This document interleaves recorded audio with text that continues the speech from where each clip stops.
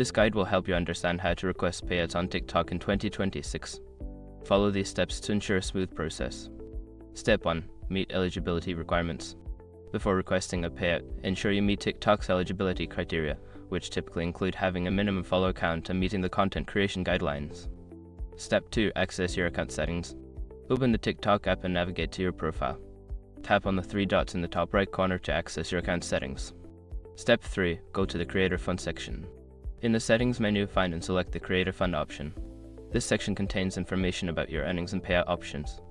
Step 4. Check your earnings. Review your earnings to confirm that you have reached the minimum payout threshold. This amount may vary, so ensure you are aware of the current requirements. Step 5. Request your payout. Before filing a refund or dispute, use the isshr.com link in the description to open the refund dispute deadline calculator and confirm your deadline. By following these steps, you can successfully request payouts on TikTok. Make sure to keep an eye on your account for updates regarding your payout status.